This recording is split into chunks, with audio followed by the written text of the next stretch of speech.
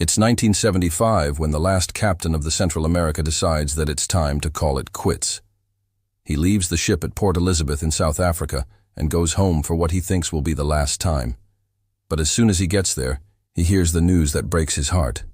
Someone has bought the ship and is sailing it to the Caribbean for a new life as a tourist attraction. This means that the old boat would be dismantled and sent to different places around the world. And sadly, this meant that the ship that had been a part of his life for so many years would never again be whole. His name was Freddie, and he felt like an old man. He was only 48 years old, but he felt as though he'd lived 10 lifetimes. And that wasn't far from the truth. Freddie had been at sea for over 30 years. He'd seen almost everything that could happen out there, and after all those years, he was tired. That's why he decided to hang up his sailor's coat and stay in port. But now that someone had bought the ship, he felt as though his life's work was crumbling down around him. He joined the Royal Navy when he was just 16 years old, back when the Central America was still sailing under the British flag. He'd loved life in the Navy. When he left, he married and had children. But as soon as they were born, he went back to sea. He missed it too much. He missed the camaraderie, the adventure. So he left his wife to raise the kids alone. It was tough, but she understood that's just the way it was with sailors. They were always drawn back to the sea. The thing about the Central America was that it had seen better days. In fact, it was so outdated by the time Freddie took over that it was considered a relic. But that didn't stop him from loving it. He saw something special in the ship, and he took great pride in his work. Unfortunately, others didn't see it the same way, and that's why he was so heartbroken when he heard it was being sold. At first he thought that maybe he could buy it himself, but he knew that was impossible. Even if he scraped together every penny he had, he couldn't afford it. It cost millions. At least someone else would take care of it. But Freddie didn't know the person who had bought the ship, nor did he want to know. After all, what did he have to say? You wanted to break up the ship that he'd dedicated his life to. What kind of heartless person was that?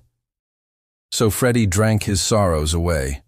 One day, while he was drinking in his favorite bar, he heard some interesting information. Some people were talking about the owner of the ship. Apparently, he wasn't a heartless man, just misunderstood. His name was Richard, and he wasn't trying to break up the ship. Instead, he wanted to preserve it. He planned on turning it into a museum, an experience that tourists would never forget. But he needed to take the ship apart to do that. Could it really be true? Was the ship going to be okay? The ship wasn't going to stay whole. It was being dismantled, and parts of it were going to be shipped all over the world. The museum wasn't going to be in one place. The ship may have been old, but it was still a strong vessel. Freddie suddenly remembered what the men had said about the owner. There was no way he was going to let this happen without putting up a fight. The men said he'd be at the port tomorrow, overseeing the loading of the ship. So that's where Freddie went. Workers were using cranes to lift large parts of the ship onto the cargo ship. He walked over to the workers and asked them where he could find the owner. As Freddie approached him, he introduced himself. "And I want you to know that I'm doing this for the greater good." "I don't care," Freddie snapped back. "You should have asked me first. I know every inch of this ship." Richard shook his head. "That won't work, I'm afraid." "Oh, I'm going to turn it into a floating museum, a part of every country's biggest museum." And that's when Freddie lost it. He slapped the man across the face. Everyone gasped, but Richard didn't even flinch. "Don't ever speak to me again," Freddie shouted. "This isn't over." He stormed off, not looking back. He went to the press, hoping they'd make a big deal out of it. But they didn't care. They printed a few articles, but nothing more. Then he tried to find the government officials responsible for making sure nothing like this happened. But they didn't care either. A week later, the Central America was gone. Freddie kept coming back to the port, hoping to see it, but it was no use. It was then that he noticed something strange. People were starting to talk about the Central America again. But what they said shocked him. They weren't talking about how great the ship was or how sad it was to see it broken up. They'd paid a lot of money to ride on the ship and were very happy with it. Apparently, Richard hadn't lied. The ship was going to become a floating museum, but it wasn't going to be one ship. Freddie learned that Richard had taken the best parts of the ship and displayed them in museums around the world. The rest of the ship had been sold to a scrap metal dealer, which broke Freddie's heart. But there was nothing he could do about it. One day, Freddie got a phone call that changed everything. She said she was with the government and wanted him to come to her office. He had a deal with Richard. They wanted to buy back parts of the ship to create a museum, but they needed Freddie. They told him their plan was to go to each museum and take pieces of the ship back to South Africa. There they would restore them and create a full-sized replica of the Central America. Freddie would be in charge of finding the parts and making sure they were taken care of. For a moment, Freddie couldn't speak. He was shocked. That was exactly what he'd wanted. But there was one problem. How would they get the parts back? But Freddie didn't worry about the details. He knew he'd figure it out. He just had to trust the process, and that's what he did.